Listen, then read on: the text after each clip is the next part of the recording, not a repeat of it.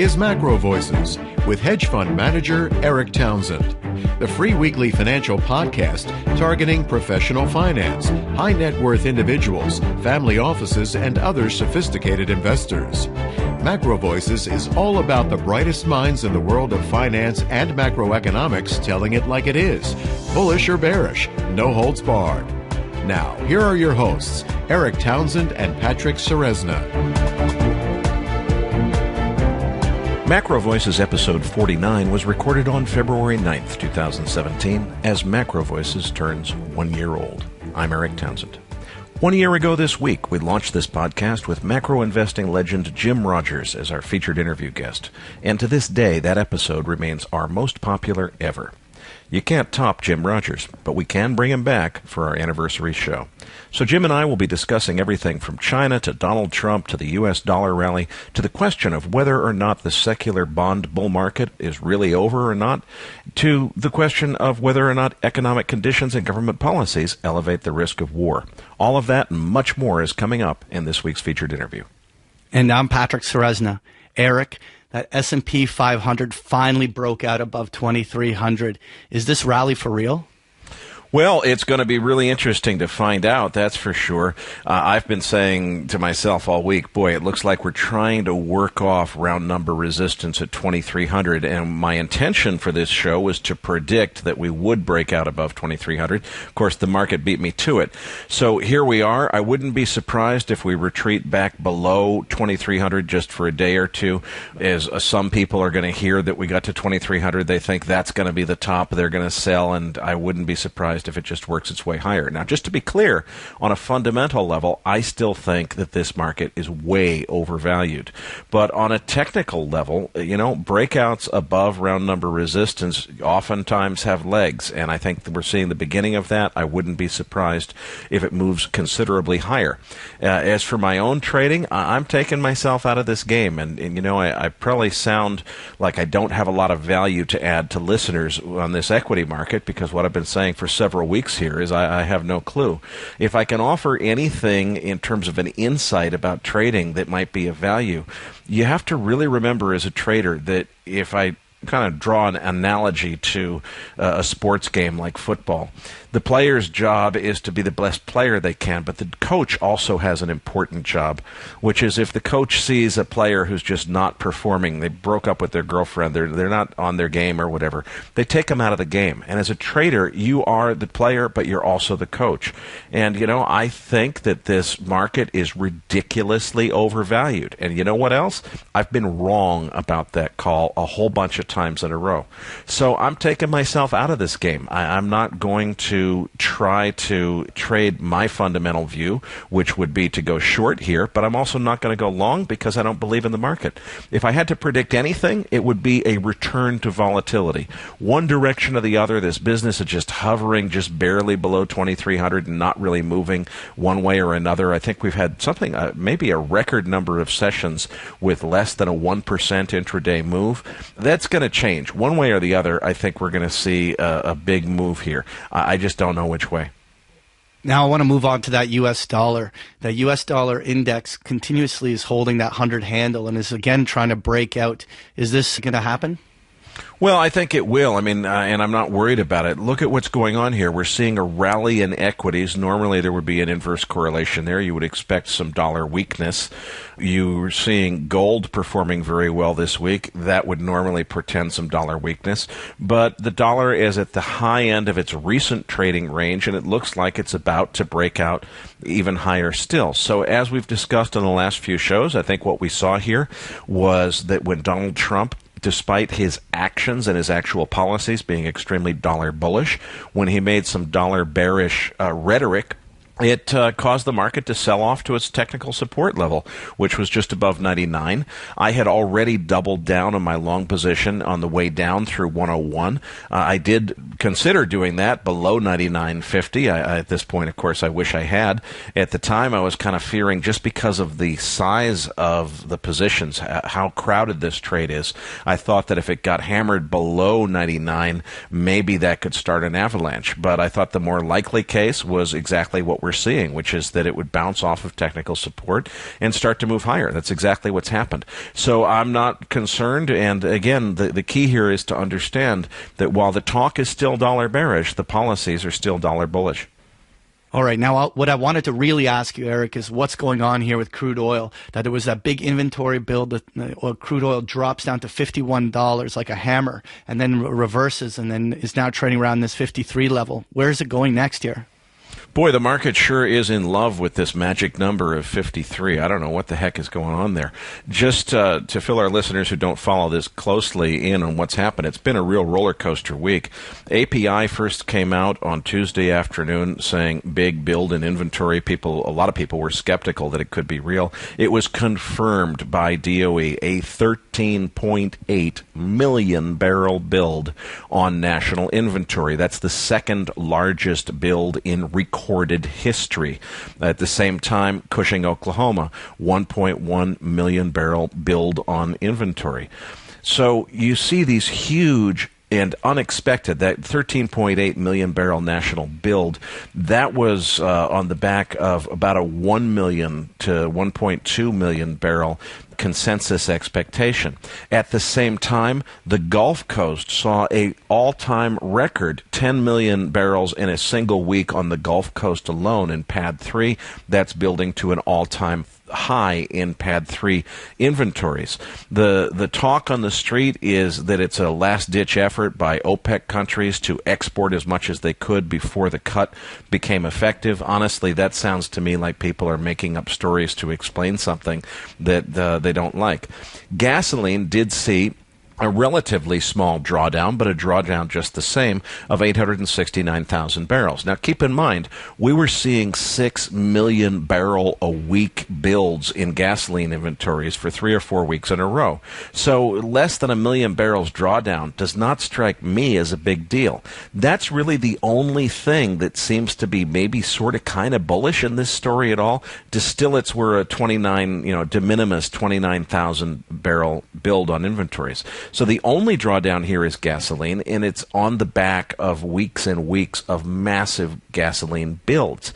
I don't know where the bullish news is, but if you look at the tape action, what's happened? And incidentally, we also have production up. The rig count is up. I mean, it's all hugely bearish fundamental factors.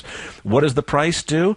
It gets hammered down on the actual inventory report, but 20 minutes later, the rally starts, and it just keeps on going. And we're all the way back up to $53 after almost testing 51 even. I think the low print on WTI was around 51.20 or so. And we're back up above 53 as we're speaking on Thursday afternoon. It's easy to say, well, okay, the explanation for that is that with Iran and the threat of more sanctions and the potential for Donald Trump to be, threatening ISIS, whatever, these are all geopolitical risk factors. Yeah, but the thing is, it's, right on the back of the inventory numbers, which were hugely bearish. That's where the rally started. So it doesn't really make sense to me at all, but that's what we're seeing in this crazy market. All right, let's move on to gold. Gold was actually having a pretty good week, continuously crawling up to that 1,240 handle. And then just as the U.S. dollar broke out, we see gold coming off the highs. Where do you think gold is going next? Well, I said a while back, several weeks ago, that it was going to be interesting to see whether 12.25 or 11.25 came first. And honestly, I was expecting another test of 11.25 to come first. And we've got our answer, and I was proven wrong. We're up to 12.40 here.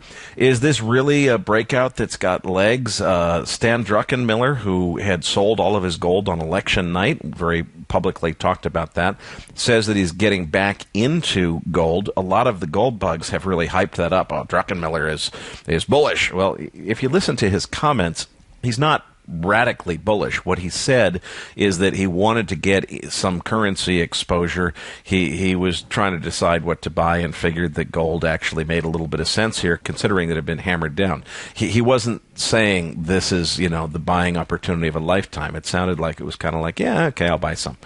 So I'm still on the sidelines. I am extremely bullish gold in the long term, but I think that this dollar rally is likely to accelerate from from here. When it does, it's going to produce a headwind for gold. Does that mean we're going to get to new lows below 1,000 or something? I don't know. But do I think that we're headed to 1,500 next? Not in the face of the dollar rally that I think is coming. So I'm going to continue to play the long dollar position.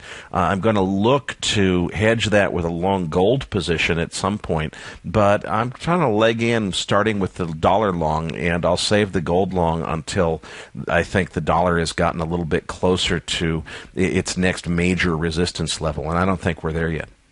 Erik, those 10-year Treasury bonds are now below the 240 level on the yield. Where do you think it's going next? Yeah, we're looking at 2.38 as we tape the show just after 4 o'clock on Thursday afternoon.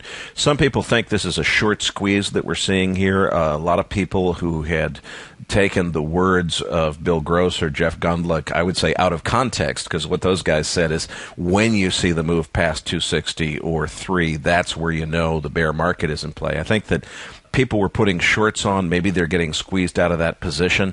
Lower gasoline demand, although, of course, with this week's oil inventory number, maybe we're not seeing lower gasoline demand after all, but it's been looking for the last few weeks like there's been lower gasoline demand.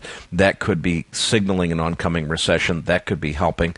And I think it's a wait-and-see trade. For me, the trade I care about is not being long treasuries. It's being short treasuries, and I don't think it's time yet. Bill Gross and Jeff Gundlach make excellent points, but Raoul Pal also made excellent points. I'm not sure yet who's right. When we get to the next recession, the one that maybe pulls us even below 1% on the 10-year Treasury, I think that's going to be a secular turning point where you want to be short strategically Treasuries, expecting a major return to higher interest rates.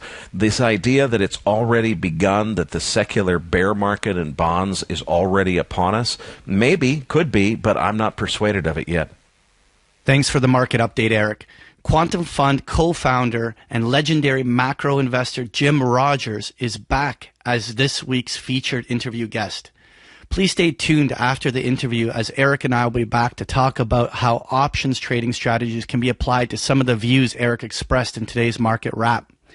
Erik's interview with Jim Rogers is coming up as MacroVoices continues, right here at MacroVoices.com. And now, with this week's special guest, here's hedge fund manager Erik Townsend. Joining me next is a man who needs no introduction, investing legend Jim Rogers. Jim, when you appeared on this program 1 year ago, MacroVoices was brand new. We had no name, no reputation, and no following. Yet despite having no regular audience following at that time, that one interview remains our most popular show ever, with more than half again as many listener downloads as our next most popular interview with fund manager Hugh Hendry much more recently. So congratulations on your top billing status, and I have no doubt that you'll set a new record today. Well, Erik, I think I should hang up now. I should hang up while I'm ahead. Are you kidding? With a record like that, an introduction like that, I want to stop while I'm ahead. Well, before we let you go, let's start with equity markets then, because when we spoke a year ago, you and I were both very concerned about markets being overvalued. You went out of your way to say that you didn't know whether it would happen in 2016 or 2017 or 2018, but you felt that significant downside was ahead for the markets eventually. And if I look back just 6 months ago, a lot of industry luminaries, whether we think about guys like Ray Dalio, Stan Druckenmiller, Carl Icahn, these guys were all casting bearish views for a lot of the same reasons that you and I were. Then Donald Trump was elected president, and suddenly all of these guys turned super bullish. Ray Dalio seems to be backing away from that enthusiasm in the last week or two. But the fact remains that some super talented people all turned bullish, super bullish, after the election. Forgive me, Jim, I'm just not seeing the logic to this. Are you? Well, yes and no. Mr. Trump has said he's going to do some wonderful things. He's going to cut taxes, which is always great for any society, any country. He said he's going to rebuild the infrastructure, which America desperately needs and is good for America. He says he's going to bring home the $3 trillion, U.S. dollars, which American companies have overseas. All of these things are wonderful, wonderful things. And if he can do it, Erik, wow, things are going to be great. But Mr. Trump has also said he's going to have trade war with China, Mexico, Japan, Korea, a few other people that he has named. He swore that on his first day in office, he would impose 45% tariffs against China. Well, he's been there 2 or 3 weeks, and he hasn't done it yet, but he's still got it in his head, I'm sure. Maybe he's just another politician like all the rest of them. He says one thing and doesn't mean it at all, but he does have at least 3 people in high levels in his group who are very, very keen to have trade wars with China and other people. If he does that, Erik, it's all over. I mean, history's very clear that trade wars always lead to problems, often to disaster, sometimes even to real war, shooting war. So I don't know. I'm not sure Mr. Trump knows. He said so many things, and many of the things are contradictory. Now, if he's not going to have trade wars with various people, then chances are for a while, happy days are here. When we spoke last year, you anticipated even more strength for the U.S. dollar, and as is usually the case, the market has proven you right. But you were careful to say that it's not because the true fundamentals were bullish, but rather you went out of your way to emphasize that people would continue to buy dollars because they didn't know what else to do. And you thought that it could even turn into a bubble. So how have your views evolved a year later? Do you still think the dollar has much higher to go, and if so, how much higher from here? Well, I still own the dollar. The dollar, fortunately, is having a correction now. You know, all bull markets need corrections. Corrections are good. I haven't sold any. I may have even bought more for all I know. No, I still see the same thing, that whatever happens in the world, there is going to be some turmoil somewhere along the line. We're already seeing it in some places. The euro is still having its own version of turmoil and is going to have a lot more this year. So the dollar is going to be, quote, a safe haven. As we discussed last year, Erik, it is not a safe haven, but it is perceived as a safe haven. And in fact, for some countries, it is a safe haven compared to, say, the euro or other currencies. So I still own the dollar. The fundamentals have only gotten worse, but the fundamentals have gotten worse everywhere, except maybe Russia. So I still own the U.S. dollar. Some people have suggested that the strength in the U.S. dollar could cause so many problems for emerging markets that we might eventually see something, let's call it like a Plaza Accord version 2.0, where governments around the world conspire to intentionally weaken the dollar to prevent or contain those adverse effects. Do you think that that's a possibility? Do you see that coming? And is that something far out on the horizon or something that could happen soon? How do you see that? I've been around long enough to know that anything is possible, no matter how weird it may sound. In fact, the weirder it sounds, the more likely it's probably going to happen. I doubt if it's going to be a Plaza Accord this time around. It's more likely that the dollar is going to go higher and higher on its own volition for some of the reasons we discussed. It will get too high. It will cause serious credit problems for some people, because I got a lot of people that borrowed a lot of dollars. It will also make many American companies less competitive. So it's going to go too high, may turn into a bubble, at which point I hope I'm smart enough to sell it, because at some point market forces are going to cause the dollar to come back down, because people are going to realize, oh my gosh, this is causing a lot of turmoil, economic problems in the world, and it's damaging the American economy. At that point, the smart guys will get out, and I hope I'm one of them. You said last year that you were long dollars and could easily see a bubble forming, but you went on to say that you could not imagine still owning dollars in 10 years' time. So now we're down to 9 years. Do you still see that this has to come to an end? Do you see any signposts or anything on the horizon that would tell us? You mentioned just a moment ago that you hope you're one of the guys who's smart enough to get out in time. What signals would you be looking for to tell you when the time is that the dollar rally has played out and the blow-off top is in, or whatever it may be, and it's time to get on the other side of the trade? Well, if it turns into a bubble, all bubbles look the same. No matter what country, what period of history, what assets, everybody's screaming to buy it. They're screaming that it's different this time you don't understand. You old man, you just cannot understand why everybody needs to own dollars. So the signs will always be there. Signs along the way will be some of the things I mentioned. You will start seeing bankruptcies by companies or countries that are overextended in U.S. dollars. And since the dollar is going higher, they cannot repay their debts. You will see American companies and American balance of trade getting worse because of the high dollar. The signs will be pretty clear. They're pretty simple signs. They've been around for hundreds of years, thousands of years. I just hope I'm smart enough to recognize them and have the insight to interpret them properly. We also spoke last year about the 35-year bond bull market. You emphasized that you didn't know for sure how long it could go on, but you said that it was certain to end sooner or later. In the year since we've spoke, quite a few industry luminaries have come out and declared that the 35-year secular bull market in bonds is over. Jeff Gundlach made that call, to his credit, almost on the very day that remains so far, at least, the bottom in yields and the top in price. Bill Gross has said that if we saw a 10-year Treasury move over 2.6% in yield, that would be the signal in his mind that says a secular bear market is underway. Ray Dalio has said that the credit cycle is played out. What you said last year was that you were short junk bonds, but you thought at that point a year ago it was too early to make a short call on treasuries. What's your take now? Is it time to go short U.S. treasuries, or is it still wait and see? Well, all those guys are smarter than I am, so I don't know. I, anyway, am not short bonds at the moment. Certainly would have been a good trade last summer. As you pointed out, the bonds made a high, or interest rates made a low, long-term rates made a low. They have rallied since, but for my money, right now, as we speak, here in February of 2017, everybody is bullish on long-term U.S. government bonds. I've been around long enough, Erik, to know that when everybody's on the same side of the boat, I better run to the other side. So I am not shorting government bonds. I am short junk bonds still.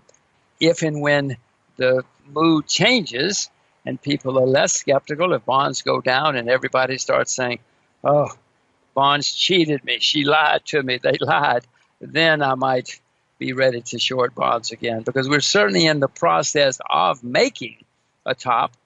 When that top comes, I don't know. I'm smart. I'm a very, very, very bad market timer, as you know. I'm a very, very bad short-term trader. So you should ask those other guys to get your timing. Let's come back to the junk bonds. You and I were both short junk last we spoke a year ago.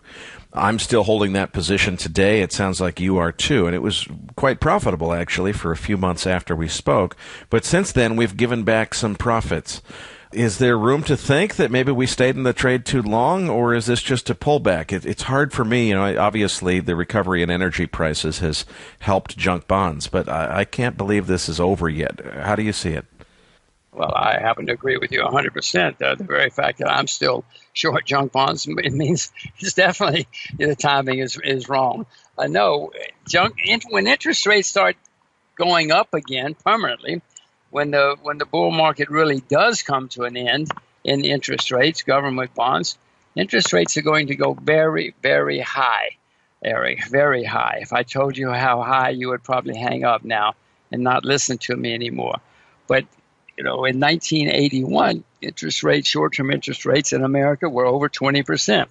Long-term bonds were yielding over 15%.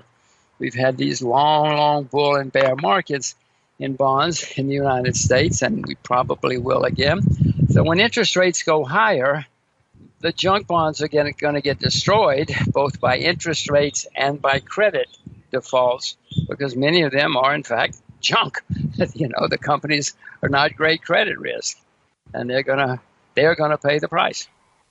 I want to come back to that whole point of interest rates going much higher. I couldn't agree more with you in terms of fundamentals that they should move higher, but I can't help but say, hey, wait a minute. In 1981, the U.S. was nowhere close to $20 trillion of national debt. And now that we are, it seems to me, if you were to go back to historically normal interest rates, even a 6% 10-year yield, never mind 20%, how could that happen without bankrupting the government because it can't service its debt? And what I'm trying to get my head around is, if it can't happen, does that mean that the interest rates can't go higher, or does it mean they do go higher and the government can't service its debt and it leads to a major fiscal crisis? Do you think that when we get to the point where the natural market forces want to push interest rates higher, that governments will somehow contain them in order to keep their debts serviceable? Or do you think it means that governments are headed towards default and bankruptcy when we get to the point where interest rates return to their historical norms? I'm sorry, why do you think governments cannot go bankrupt? It's happened throughout history. The norm is for governments to go bankrupt over any extended periods of time, including the countries which are on top. After the First World War, 100 years ago, the UK was the richest, most powerful country in the world. There was no number two. Well, I can remember when the UK went bankrupt in the night 2 generations later, 3 generations later. Could not sell long-term debt. The IMF had to bail them out. You're not old enough to remember when the French were like that, or the Spanish, or the Dutch. Everybody has been on top. Well, not everybody, but many people have been on top one time or another. They've all gone bankrupt. Why do you think people cannot go bankrupt? Oh, I don't think they can't go bankrupt. I guess what I don't see is there's no IMF to bail out the U.S. The U.S. is big enough that there is no entity to bail it out. So the bailout doesn't happen. Something else happens. And if the something else is a U.S. sovereign bond crisis, I mean, holy cow, Jim, U.S. Treasury bonds are pretty much the safe haven asset and the central bank reserve asset of the entire globe. So if you have a crisis in unserviceable U.S. debt where the U.S. government cannot pay its bills, and that means that U.S. treasuries no longer have that safe haven value, what happens at that point? Well, Erik, I suggest that you do a little more research, although I don't think you need to, because you're very knowledgeable. But if you do a lot of research and become knowledgeable about what's going on in the world, you're going to get very, very worried. And if you get very, very worried, you're going to, I hope, get prepared, because we're going to have the worst economic problems we've had in your lifetime or my lifetime. And when that happens, a lot of people are going to disappear. In 2008, Bear Stearns disappeared. Bear Stearns had been around over 90 years. Lehman Brothers disappeared. Lehman Brothers has been around over 150 years. A long, long time, a long, glorious history. Been through wars, depression, civil war. They've been through everything, and yet they disappeared. So the next time around, it's going to be worse than anything we've seen, and a lot of institutions, people, companies, even countries, certainly governments and maybe even countries, are going to disappear. I hope you get very worried. I am very worried, Jim, and it leads into my next question, because you are such an astute student of history and you understand longer-term trends. And I look at, of course, Donald Trump has been elected president of the United States. The UK has voted to exit the European Union. There are movements underway which could lead to referenda in several other European countries that could lead to more countries abandoning the EU. So, as a history student, Jim, what is this global rise in populism and rejection of government authority around the world telling us? It almost feels like, we're headed down the road to revolution and things are about to come unglued. Am I exaggerating to think it's that bad?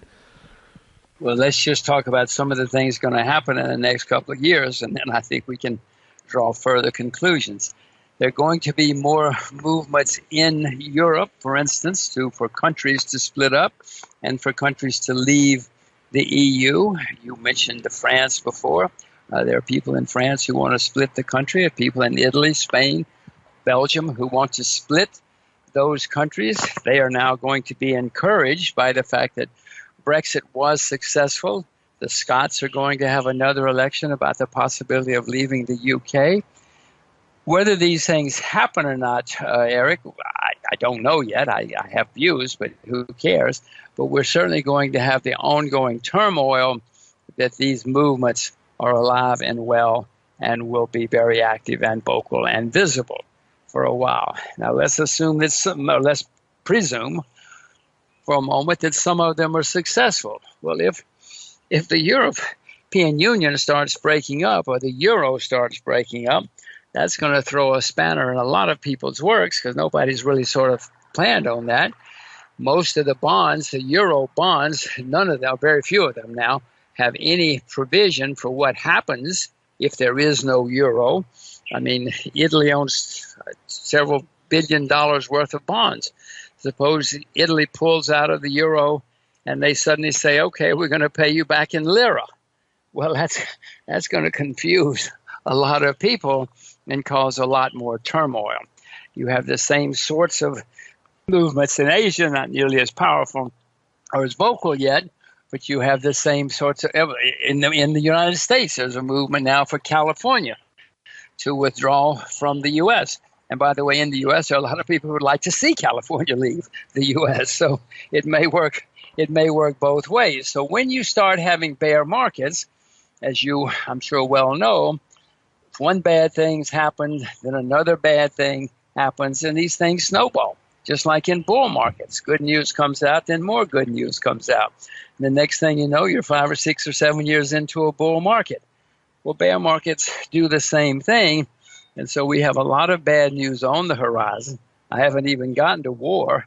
I haven't even gotten to trade war or anything like that, but, things do go wrong. Well, that was my next question, is we spoke a year ago about a topic that most people don't feel comfortable talking about, but I think you and I recognize that it's probably the most important question there is, which is history teaches us that when economic conditions are like they are now, usually it leads to war, either a trade war or a shooting war. And you were outspoken last year in saying that when you have an economic superpower of yesteryear that starts to become stagnant or even begins to decline, and you suggested that the U.S. had certainly started to become stagnant, if not in actual decline, that has almost always led to war. So you went on to observe that it's easy to stir people up by blaming foreigners for all of our woes. Now, those probably sounded like crazy words to a lot of people last year, but look at where we are now, a year later.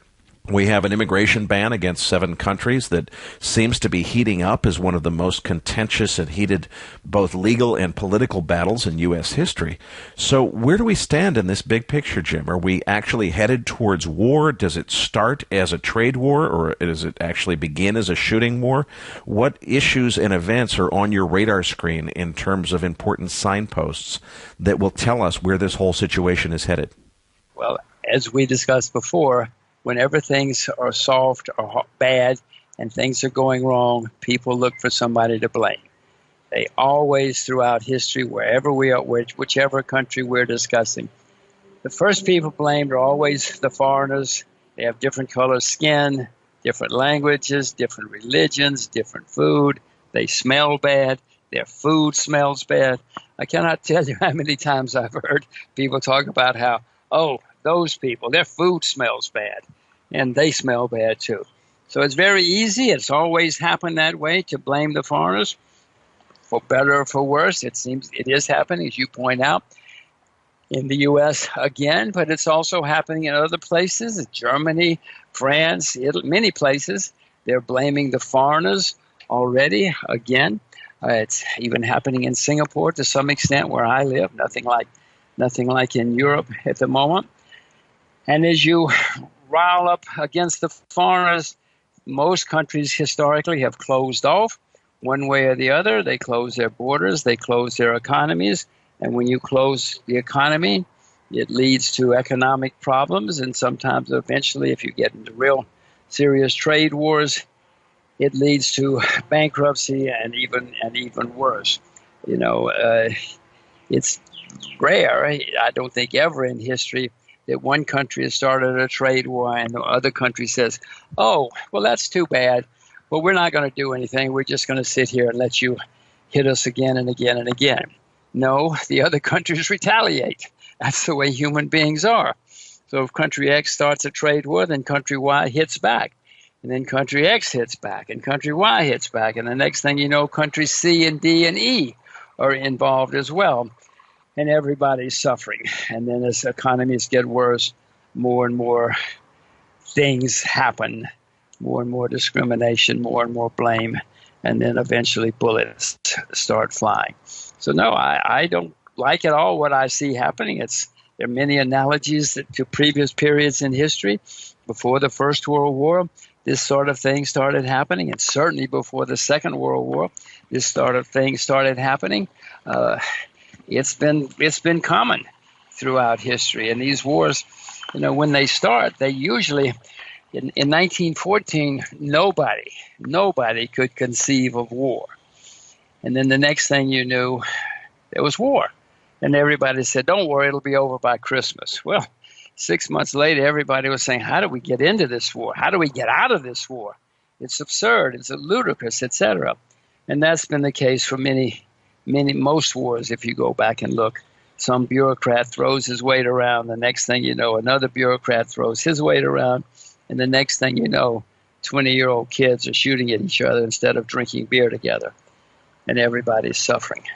So no, am I worried? I'm very worried. And I know enough history to know that these things have often led to real war.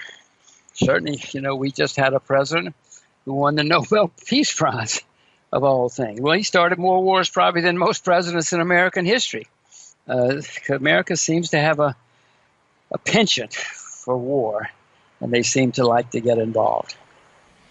Well, that certainly is true. On a related note to that, let's talk for a minute about U.S.-Russian relationships. The Democrats would have us believe that Donald Trump did not win the election, but actually evil Russian agents hacked the election and undermined American democracy, effectively throwing the election to Donald Trump. Nancy Pelosi even demanded just this past week that the FBI should launch a major investigation to figure out what information the Russians are holding on Donald Trump in order to blackmail him into bowing to their wishes. President Trump, on the other hand, continues to reiterate that he has no ties to Russia, no business deals in Russia, no personal relationships with the Russian government, never talked to Putin, doesn't know Putin, and so on and so forth. And he's been particularly outspoken in saying that getting along with Russia is a good thing, not a bad thing, that America should strive to get along with Russia, that he hopes to get along with Putin, even though he says that he doesn't know him. And President Trump has suggested that it is the Democrats who are trying to start World War III with all of their anti-Russian rhetoric and accusations. Now, you're the history and world affairs guru, Jim. Are the Russians really the bad guys here, or are they being scapegoated in order to facilitate an American political rhetoric campaign against the president?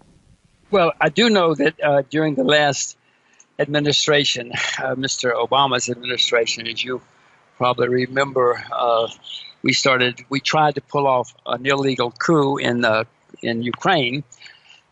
We got caught at it. What's her name? Victoria Lundgren, whatever the woman's name in the State Department. There are several pieces of evidence where we know she tried to instigate an illegal coup. Then, of course, the Russians outsmarted us, and so the State Department started blaming it on the Russians, and the hype against the Russians has gotten bigger and bigger ever since, after we tried to instigate the illegal coup in Crimea and Ukraine. So yes, we are certainly at fault to some extent, and obviously when you're caught, you got to keep the rhetoric up and keep throwing more and more accusations, and so the State Department has done that. I know that before that illegal coup, Obama, Bush, everybody was trying to be friends with the Russians, rightly so. The Cold War had ended long ago. The Russians wanted to be friends with America.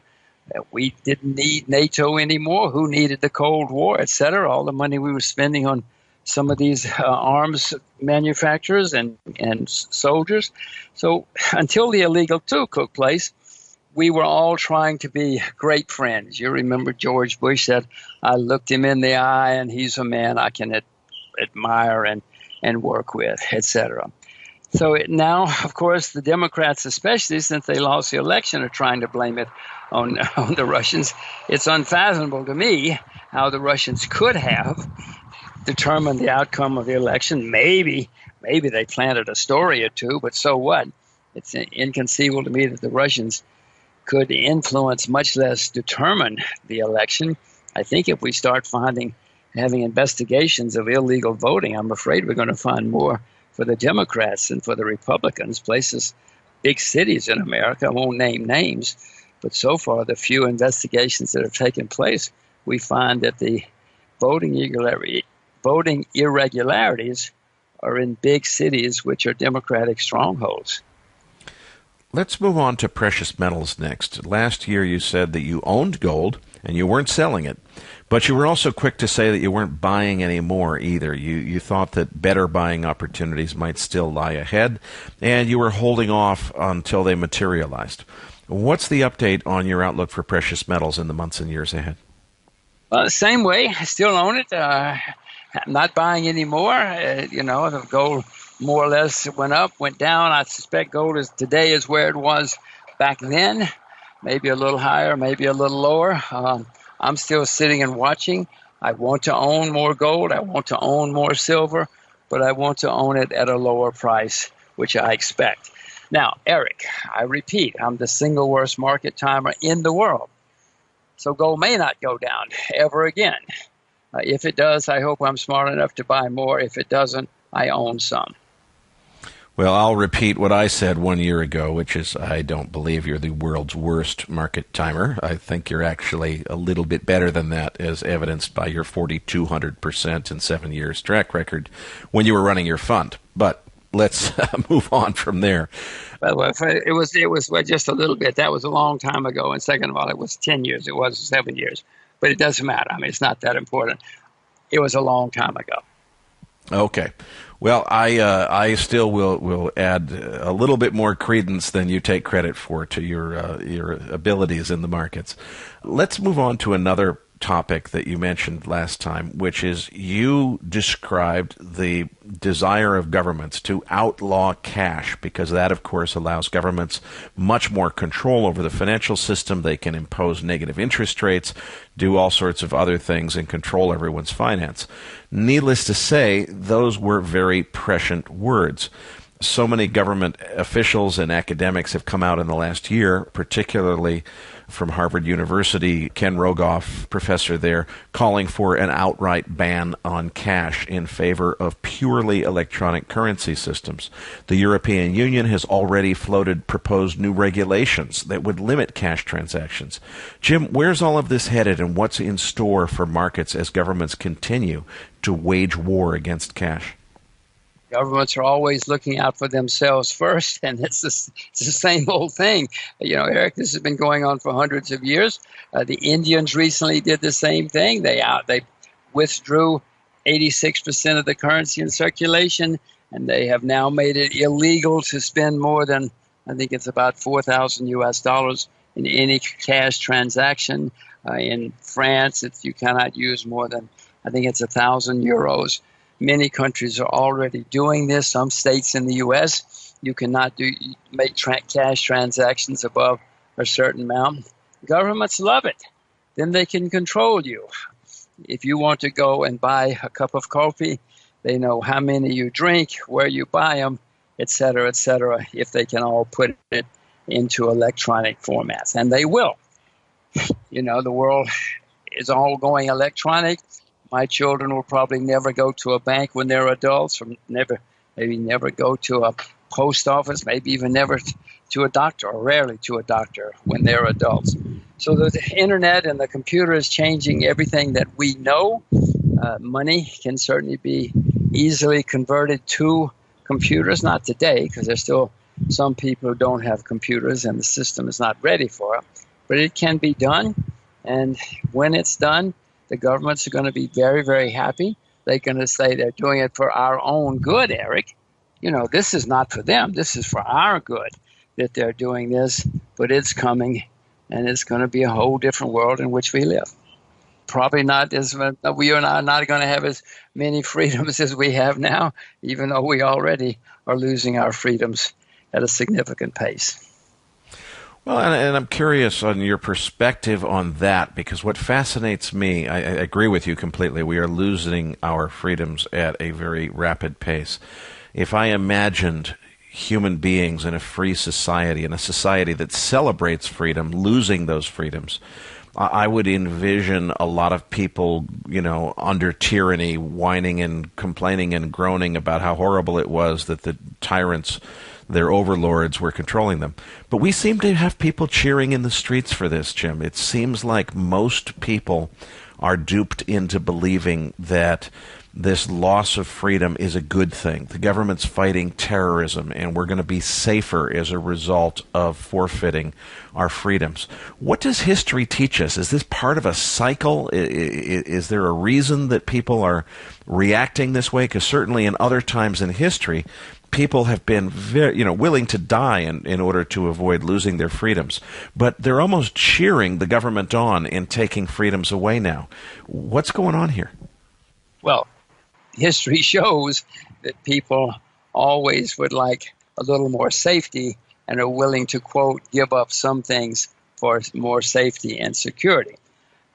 Benjamin Franklin said, well, anybody who would give up some freedoms for security is going to wind up with neither security nor freedom, and they deserve to lose both. And of course, that's the way it is. I'm not the first to realize that people who are rising to become dictators start taking away freedoms first. In Germany, they took away the guns. They wouldn't let people have guns in Germany. In lots of places, they've done that, things like that. In America now, you and I probably remember when we were kids, you had to have a search warrant. Now they can just break your door down if they have what they consider enough good reasons. They don't even have to go to the court and get a search warrant anymore. So it's already happening. And if you said to somebody, did you know they could break your door down? They said, they're not going to break my door down. I'm not a terrorist or a drug dealer. Well, that's how it all starts. People say it's okay, but then the next thing you know, they're breaking your door down too. So it's already happening. Do I like it? No, I don't like it, but I'm not the first. What was his name? Goebbels, the German, who said if you say something to people enough times, they believe it, no matter how absurd it is. And you and I have certainly seen it in the news in America. If you say something enough times, people believe it, and it becomes politically correct. And then you can't even say something that's not politically correct in America anymore. Jim, you have achieved some utterly amazing things in your life. When most people think about going for a ride on a motorbike, they're imagining a trip around town. You literally rode your motorcycle around the entire planet while being followed by a film crew, and of course that story was chronicled in your first book, Investment Biker. When you decided to take your new wife for a drive in the countryside, you had a custom Mercedes built and you took a trip through 116 countries. That story, of course, forming the basis for your second book, Adventure Capitalist. Jim, if I'm correct, you're going to be turning 75 this October. That's 3/4 of a century on this planet. Is there anything left that you haven't done that you still want to do? Is there any goal that you have? And what have been the most rewarding and interesting experiences in your life? Right now, Erik, I am having a wonderful adventure. I've got 2 little kids. I never wanted children when I was all my life. In fact, I railed and advised people not to have children. I explained that children were a horrible waste of time, money, energy. I was never going to be so foolish as to ruin my life by having children like all those saps who had children. Well, I was totally wrong, Erik. I had my first child when I was 60, my second when I was 65, and it is absolutely extraordinary, these 2 little girls. I hope that everybody listening to this who has not had children goes home today and starts working on having children. Take a day off if you have to. You probably shouldn't take a day off these days. These are difficult times, but go home for lunch, have a lunch hour with children. You cannot believe how much fun and what a great adventure it is. Now, I think in my case, it's probably better that I had children later. If I'd had them when I was 20 or 30 or 40 or something, it would have been a disaster for me, for the mother, for the children. But everybody has to figure it out and do it at their own time. But this is the most wonderful adventure that I've had so far. So you ask what I'm doing next. What I'm doing next is these 2 little girls right now. And when they get older, I want to take them to some more adventures. But they're too young right now. Well, I must say it has been exciting for me, having heard your story, following your work, reading your books over the years. I remember hearing those first stories of your decision to have children and your desire that they grow up in an environment where they could learn to speak fluent Mandarin and so forth. Watching your daughter's YouTube channel and seeing her interview you in perfect fluent Mandarin, it's fascinating to watch the realization of your goals. And I would note that her Chinese is a lot better than your Chinese is, Jim, and mine as well. My Chinese is non-existent, but when I show videos or when I put them on the stage in front of Chinese audiences, they always gasp. I mean, they just gasp out loud because they're so shocked at how good the Mandarin that my little girls speak is. So that goal, I moved to Asia to make sure my children spoke good Mandarin and know Asia. That part has worked. It will not make them successful, Erik. Just because you speak English and Mandarin will not make you successful. But if they're working in a Chinese restaurant, at least they're going to be the maitre d' instead of the dishwasher. So hopefully they will have some kind of future. That sounds really exciting. I can't wait to hear about what adventures you take them on. But before we close, your latest book is called Street Smarts. Please tell our listeners what that book is about and what they can expect to learn from reading it. Well, my agent and my publisher came to me and said, why don't you do a book on how you got from Alabama to you are in Asia with 2 little children speaking Mandarin? How did all this happen? It must be something. Must be a good story. You've written a few stories about things. Why don't you put it all together? And I said, nobody would care. Nobody would be interested. But to make a long story short, I did it. Many people tell me it's the best book that I've done so far. I certainly enjoy it. It pulls a lot of things together. I certainly am glad I did it so that my children will know, if nothing else in the future. It's a memoir, if you will. I'm a little embarrassed to use that term about anything with me, but yes, it's a memoir. Well, I certainly enjoyed reading it, and I can't wait to read the next book about the adventures that you take your daughters on. So, Jim, thanks again for another fantastic interview. We really appreciate it. And Patrick Ceresna and I will be back as Macro Voices continues right here at MacroVoices.com. Macro Voices is a listener-driven program. Please email requests for specific future interview guests to requests@macrovoices.com. You can email questions for the program to mailbag@macrovoices.com, and we'll answer them on the air from time to time in our mailbag segment. We also welcome your suggestions for how we can improve the program. Now, back to your hosts, Erik Townsend and Patrick Ceresna. What a great interview, Erik. Again, we have another great macro thinker that remains bullish that U.S. dollar. I could not agree more as well with Jim and yourself about junk bonds. Funny that several weeks ago I published a long treasury short junk bond trade pairing for my bigpicturetrading.com members. Anyway, what's on your mind to discuss this week? Well, last week we got into the topic of options with a focus on credit spreads. We went into so much detail that we didn't have time to get to one of our listeners' requests, which is that we discuss straddles on indices, particularly the S&P 500. In the market wrap, I said this week that I could see a big move coming in the stock market, but I just don't know which direction. So, Patrick, let's start from the beginning. What is an options straddle, and why would a trader employ the straddle technique? Well, first off, Erik, I personally find little appeal in the traditional straddle and strangle options combination because it generally is a cop-out to the fact that you cannot build a general directional bias. For those unfamiliar with the strategy, it is an incredibly simple concept. It involves simultaneously buying a call option and a put option. For it to be a straddle, it involves buying the options at the same strike price at the same expiration. And the only difference a strangle is that it has the same month expiration but has different strike prices.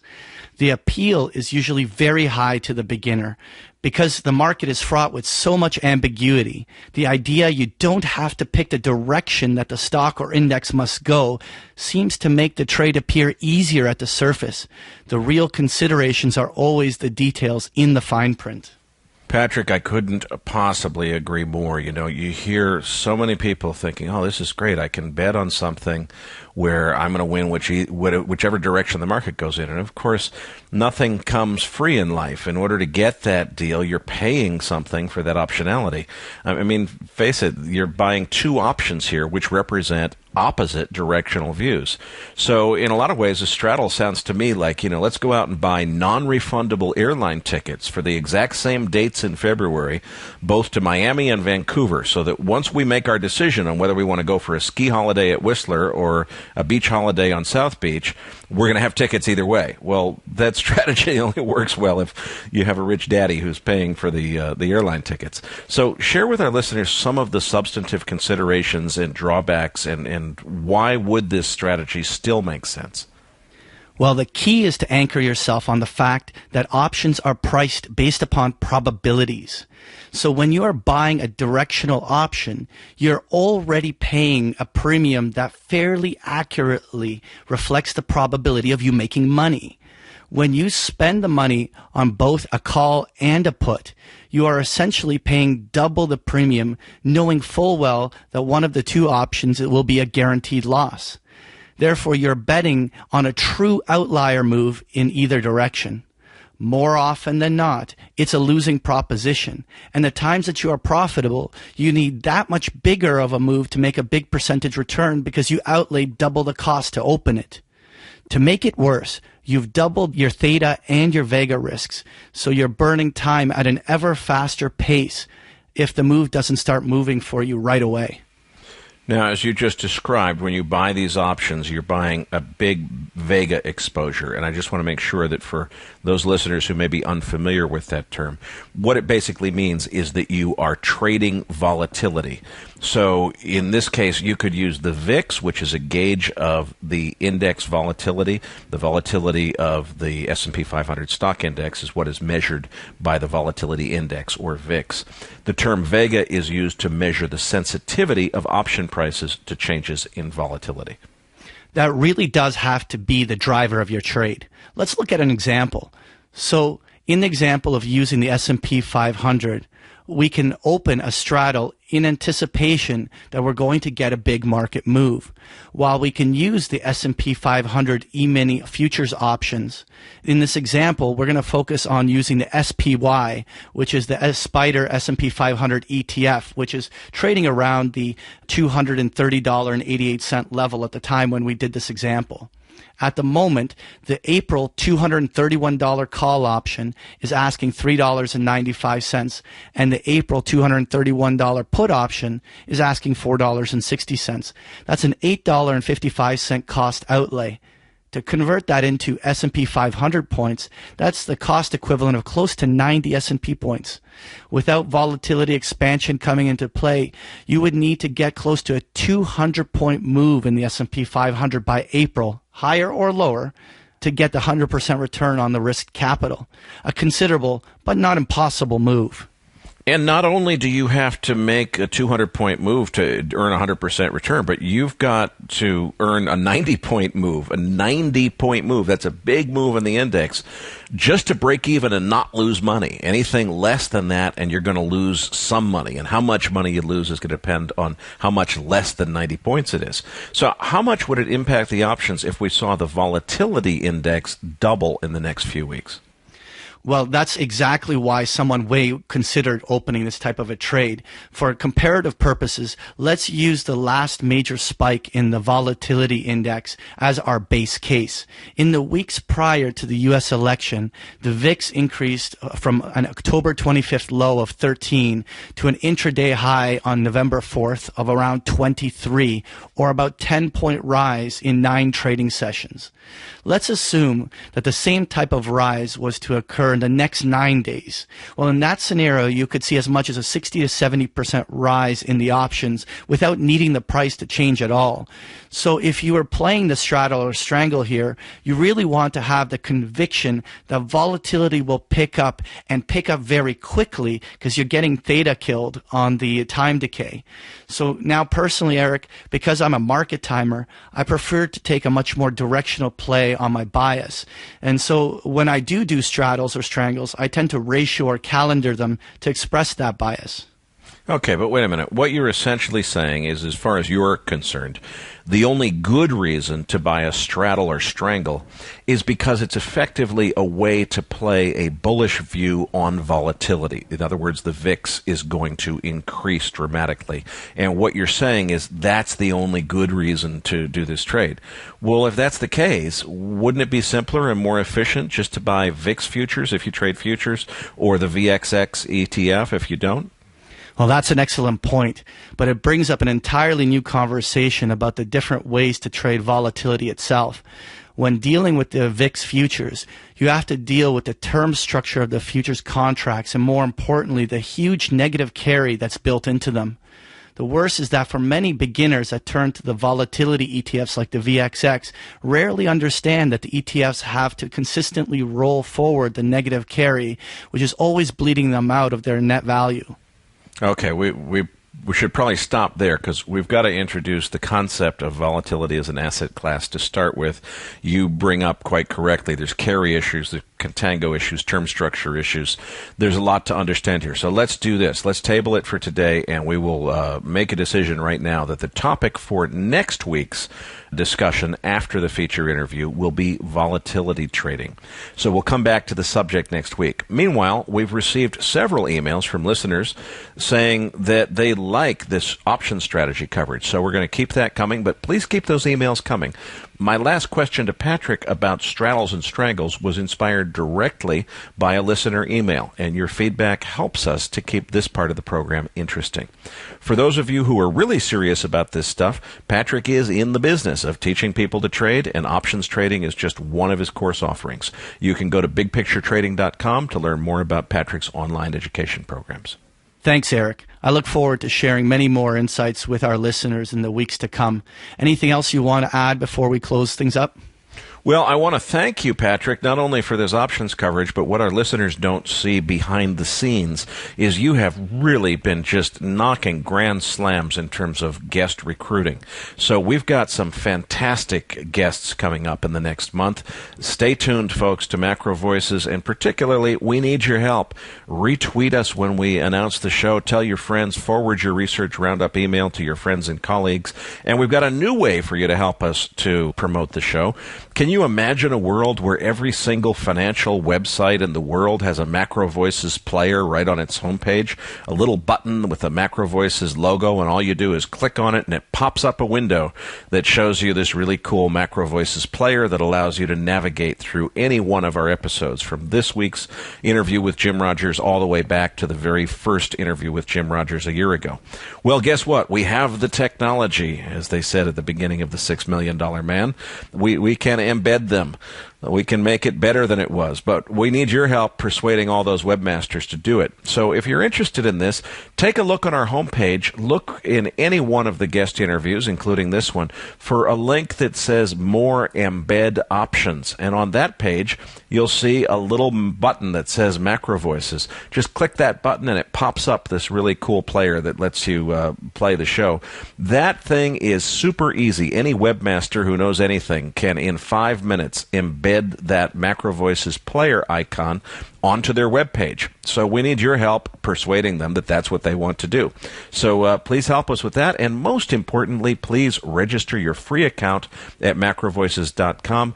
The more registered users we have, the more able Patrick is to recruit these super high-profile guests like Jim Rogers this week, as well as a number of really big names we have coming up in the next month. The benefit to you is you receive the Research Roundup emails, which is a compendium of all of the coolest links that we could find each week. And believe me, you're going to want it for the next few weeks, folks, because we have several guests coming up who are chart-heavy guys that are going to have significant handouts that go with their interviews, and you get the links to those in your Research Roundup email. Meanwhile, for this week, Patrick, what's in this week's Research Roundup? Well, this week, what you can find in there, first of all, is the transcript for that interview you did with Jim. Now, for those of you that are clicking on that link, please recognize that it takes 24 to 48 hours for us to update that. So if you immediately are clicking on it, you'll see that it'll just come up with a quick landing page, and you just have to wait until we upload it once it's fully transcribed. Now, in addition to that, we have a link to the Telegraph article by Ambrose Evans Pritchard, which discusses Asia's top banks warn that Chinese capital flight is becoming dangerous. To stay in that China theme, we'll have another Bloomberg article where they're discussing China's reserves edging below that $3 trillion level as the yuan pressure continues. As well, we have a Reuters article talking about union credit write-downs as a ringing the alarm bell for Italian banks. You'll find this and so much more in this week's Research Roundup. So that does it for this week's episode. We appreciate all the feedback and support we get from our listeners and are always looking for suggestions on how we can make the program even better. For those of our listeners that write or blog about the markets, we'd love to share your content with our listeners. Send us an email at researchroundup@macrovoices.com or tag it with the MVRR hashtag on Twitter, and we'll use it in our weekly distributions. If you have not already, follow our main Twitter account at MacroVoices for all the most recent updates and releases. You can also follow Erik directly on Twitter at Erik S. Townsend. On behalf of Erik Townsend and myself, thanks for listening, and we'll see you all next week. That concludes this edition of MacroVoices. Be sure to tune in each week to hear feature interviews with the brightest minds in finance and macroeconomics. MacroVoices is made possible by sponsorship from BigPictureTrading.com, the Internet's premier source of online education for traders. Please visit BigPictureTrading.com for more information. Please register your free account at MacroVoices.com. Once registered, you'll receive our free weekly Research Roundup email containing links to supporting documents from our featured guests and the very best free financial content our volunteer research team could find on the Internet each week. You'll also gain access to our free listener discussion forums and research library. And the more registered users we have, the more we'll be able to recruit high-profile feature interview guests for future programs. So please register your free account today at macrovoices.com if you haven't already. You can subscribe to MacroVoices on iTunes to have MacroVoices automatically delivered to your mobile device each week free of charge. You can email questions for the program to mailbag@macrovoices.com, and we'll answer your questions on the air from time to time in our mailbag segment. MacroVoices is presented for informational and entertainment purposes only. The information presented on MacroVoices should not be construed as investment advice. Always consult a licensed investment professional before making investment decisions. The views and opinions expressed on MacroVoices are those of the participants and do not necessarily reflect those of the show's hosts or sponsors. MacroVoices, its producers, sponsors, and hosts Erik Townsend and Patrick Ceresna shall not be liable for losses resulting from investment decisions based on information or viewpoints presented on MacroVoices. MacroVoices is made possible by sponsorship from BigPictureTrading.com and by funding from Fourth Turning Capital Management, LLC. For more information, visit MacroVoices.com.